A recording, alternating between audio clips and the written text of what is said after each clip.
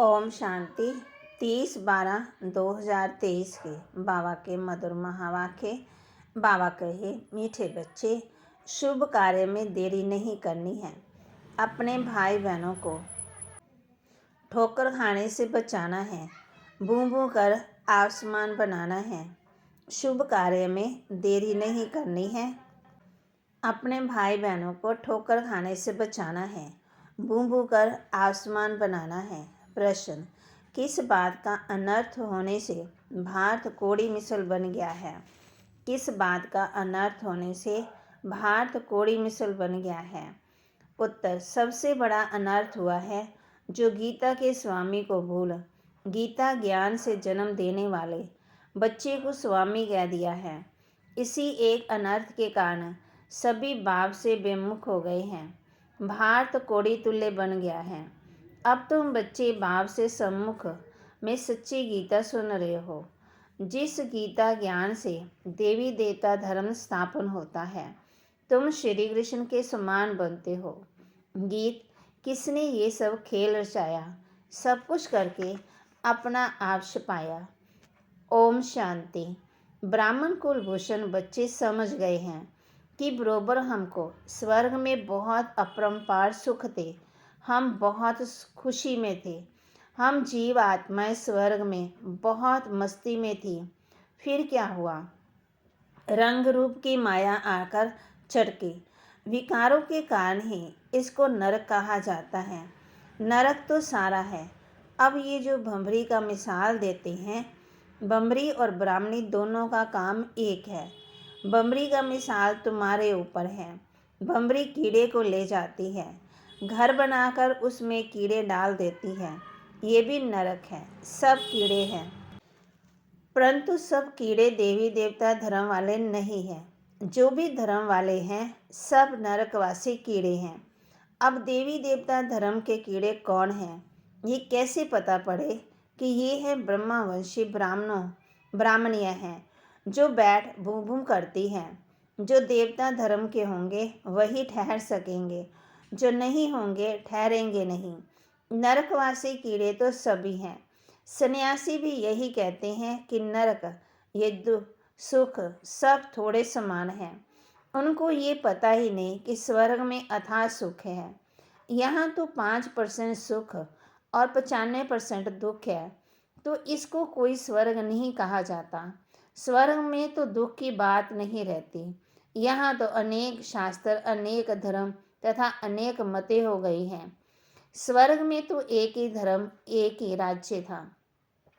तो तुम हो ब्राह्मणियाँ, तुम बूं बूं करती हो। फिर जो इस धर्म के हैं वह ठहर जाते हैं। अनेक प्रकार के हैं। कोई नेचर को मानते, कोई साइंस को, कोई कहते ये सृष्टि कल्पना मात्र है। ऐसी वार्तालाप यहाँ ही चलती है, सतयुग में नहीं चलती। ये बेहद का बाप प्रजापिता ब्रह्मा के मुख कमल से अपने बच्चों को बैठ समझाते हैं कि तुम मेरे पास थे, अब फिर मेरे पास आना है। इसमें शास्त्रों की तो बात ही नहीं उठती। क्राइस्ट तथा बुद्ध आते हैं, वह भी आकर के सुनाते हैं। उस समय तो शास्त्र व प्रश्न उठ न सके। क्राइस्ट बाइबल पढ़ता था क्या? बाइबल का प्रश्न ही नहीं उठता। बाप कहते हैं, बच्चे तुम अपनी हालत तो देखो, माया राम ने तुम्हारी कैसी हालत कर दी है। समझते भी है कि हम आश्री रावण संप्रदाय हैं। रावण को जलाते हैं परंतु जलता नहीं। रावण का जलना बंद कब होगा ये मनुष्यों को पता ही नहीं। तुम हो ईश्वरीय दैवी संप्रदाय, तुम बच्चे हो हमारे। अब मैं फिर आया हूँ तुम बच्चों को राजयोग सिखाने। अनेक धर्म हैं, उनसे फिर निकालने में कितनी मेहनत लगती है। गीता भी कहाँ से आई? आदि सनातन धर्म जो था उनकी निशानियाँ कहाँ से निकली, जो फिर ऋषि मुनियों ने बैठ बनाई, जो अब तक सुनते आए। वेद किसने बनाए? वेदों का बाप कौन है? बाप कहते हैं, गीता का भगवान मैं हूँ। गीता माता रची शिव बाबा ने, उससे जन्म लिया श्री कृष्ण ने। उनके साथ राधे आदि सब आ जाते हैं। पहले है ब्राह्मण। तुम बच्चों को निश्चय है कि वह हमारा बाप है, सबसे प्यारा है, जिसको सब कहते हैं ओ गॉड फादर रहम करो। सब पुकारते हैं कि कैसे दुख से छूटें।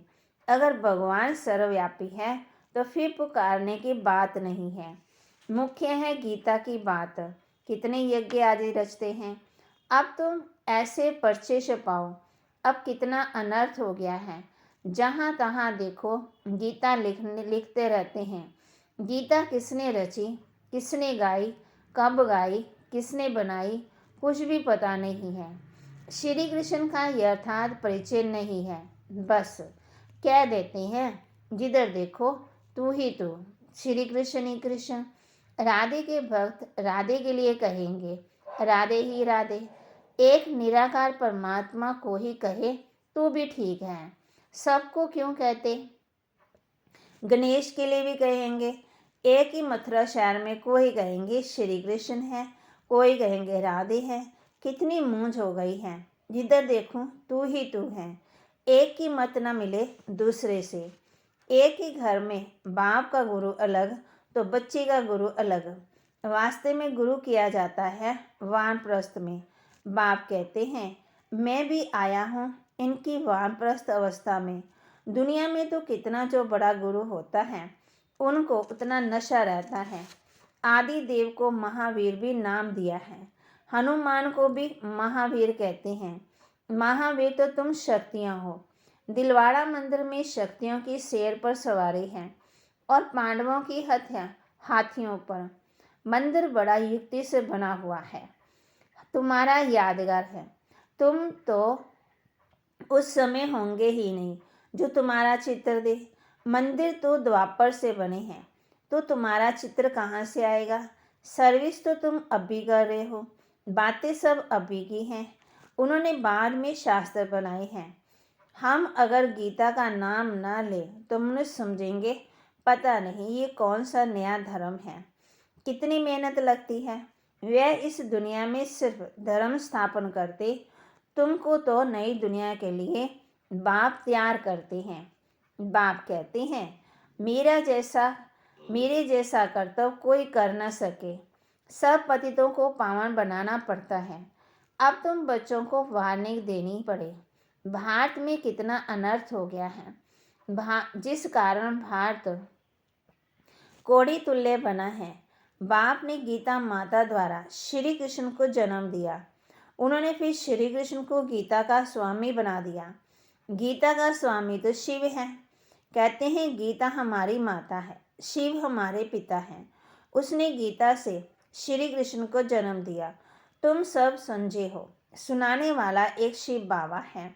देवी देवता धर्म का रचने वाला कौन, ये सब लिखने में बुद्धि चाहिए।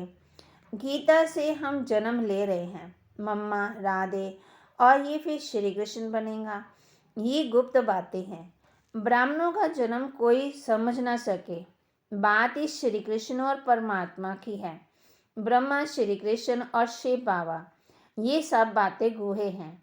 इन बातों को समझने वाला बड़ा बुद्धिमान चाहिए। जिनका योग पूरा होगा उनकी बुद्धि पार्स बनती जाएगी। भटकने वाले की बुद्धि में ये ठहर न सके। बाबा तुम बच्चों को कितनी ऊंची नॉलेज दे रहे हैं।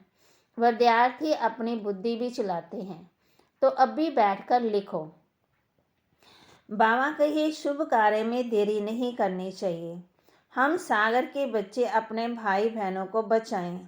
बेचारे ठोकर खाते रहते हैं। कहेंगे बीके इतनी रड़ियाँ मारती हैं, कुछ तो बात होगी। लाखों पर्चे छुपवाकर गीता पाठशाला आदि में बांटो। भारत अविनाशी खंड है और सर्वोत्तम तीर्थ है। जो बाप सबको सदगति देते हैं उनके तीर्थ स्थान को गुम कर दिया है, तो फिर उनका नाम निकालना पड़े।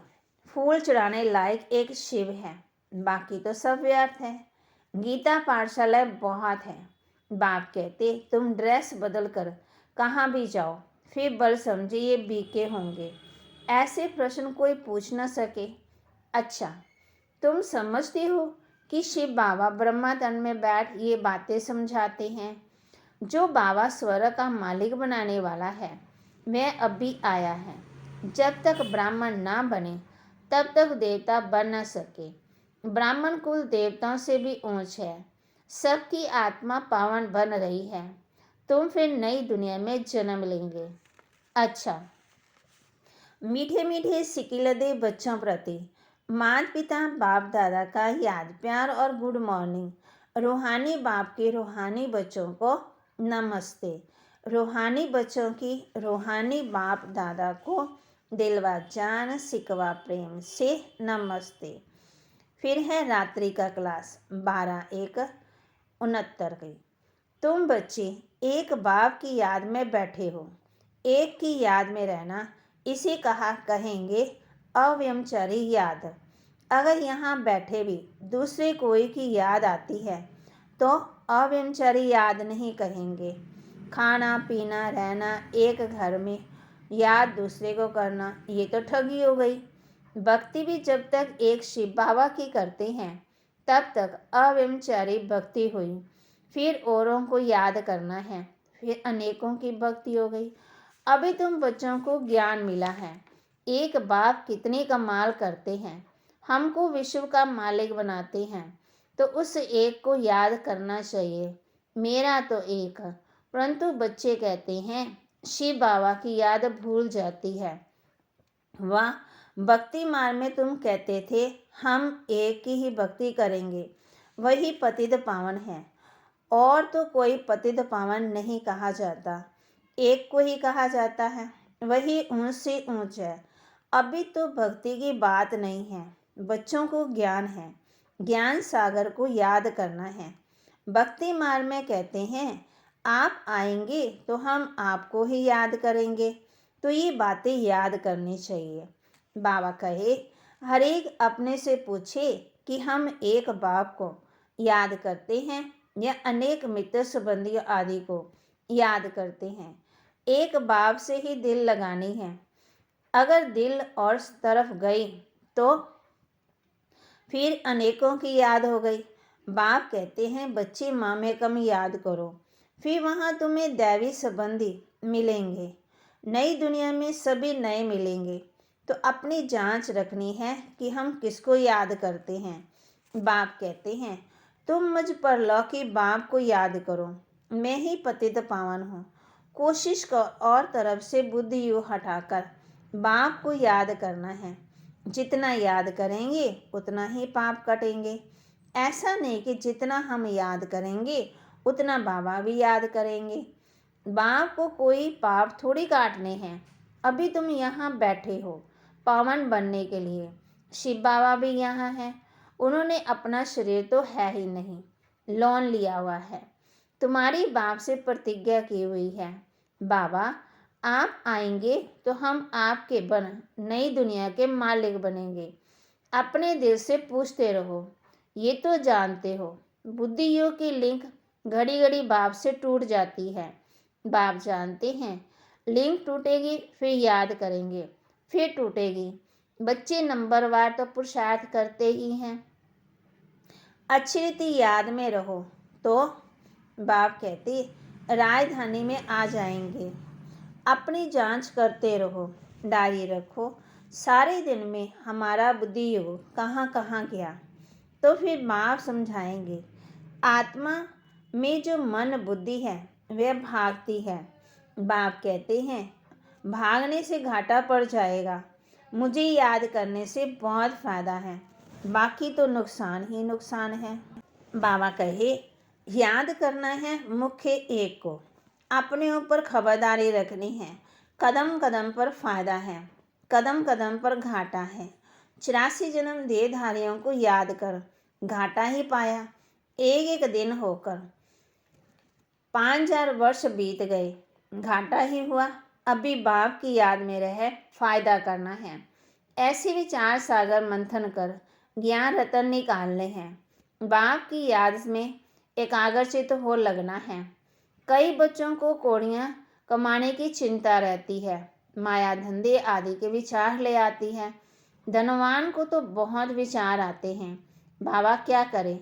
बाबा का कितना अच्छा धंधा था, धक्के आदि खाने की दरकार ही नहीं थी। कोई व्यापारी आता था तो मैं पूछता था पहले ये बताओ, व्यापारी हो या एजेंट हो? इससे तुम्हें धंधा आदि करते बुद्धि का योग बाप से रखना है। अब भी कलयुग पूरा सतयुग आता है। पतित तो सतयुग में भी जाएंगे ही नहीं। जितना याद करेंगे उतना ही पवित्र बनेंगे। प्योरिटी से धारणा अच्छी होगी। पतित ना याद करेंगे ना धारणा होगी। कोई को तकदीर अनुसार समय मिलता है, पुरुषार्थ करते हैं। कोई को समय ही नहीं मिलता, याद ही नहीं करते। जिसने जितनी कोशिश कल पहले की उतनी करते हैं। हर एक को अपने से मेहनत करनी है। कमाई में घाटा पड़ता था तो आगे कहते थे ईश्वर की इच्छा, अभी कहते हैं ड्रामा। जो कल पहले हुआ वह होगा। ऐसे नहीं कि अभी 4 घंटा याद करते हैं और दूसरे कलम में जास्ती करेंगे। नहीं, शिक्षा दी जाती है। अभी पुरुषार्थ करेंगे तो कलब अच्छा पुरुषार्थ होगा। तो जांच करो बुद्धि कहाँ कहाँ जाती है। अच्छा, बाप कहते हैं युद्ध में बड़ी खबरदारी रखते हैं ना। जब बाप कहते युद्ध करते हैं और भी कई प्रकार की दौड़ होती है, या रेस होती है, या मलजुद होती है, और बाप कहते कबड्डी खेलते हैं, तो बाप कहते उसमें भी बड़ी खबरदारी रखते हैं। अच्छा, रूहानी बच्चों को रूहानी बाप दादा का याद प्यार और गुड नाइट। रूहानी बच्चों की रूहानी बाप दादा को याद प्यार और गुड नाइट। धारणा के लिए मुख्य सार, बुद्धिमान बनने के लिए याद से अपनी बुद्धि को पार्स बनाना है। बुद्धि इधर उधर भटकानी नहीं है। बाप जो सुनाते हैं उस पर विचार करना है। बुद्धिमान बनने के लिए याद से अपनी बुद्धि को पार्स बनाना है। बुद्धि इधर उधर भटकानी नहीं है। बाप जो सुनाते हैं उस पर ही विचार करना है। बमरी बन भू भू कर नरकवासी बने हुए कीड़े को देवी देवता बनाने की सेवा करनी है। शुभ कार्य में देरी नहीं करनी है। अपने भाई बहनों को भी बचाना है। वरदान, समानता की भावना होते हुए भी हर कदम में विशेषता का अनुभव कराने वाले विशेष आत्मा भव। समानता की भावना होते हुए भी हर कदम में विशेषता का अनुभव कराने वाले विशेष आत्मा भव। हर बच्चे में अपनी अपनी विशेषता है। विशेष आत्मा का कर्म साधारण आत्मा से भिन्न है। हर एक में भावना तो समानता की रखनी है, लेकिन दिखाई दे कि ये विशेष आत्माएं हैं। विशेष आत्माएं अर्थात विशेष करने वाली, सिर्फ कहने वाली नहीं। उनसे सबको फीलिंग आएगी कि ये स्नेह के भंडार हैं। हर कदम में हर नज़र में स्नेह अनुभव हो, यही तो विशेषता है। स्लोगन, सृष्टि की क़यामत के पहले अपनी कमियों और कमजोरियों की क़यामत करो। बाबा कहे सृष्टि की क़यामत के पहले अपनी कमियों और कमजोरियों की क़यामत करो। ओम शांति।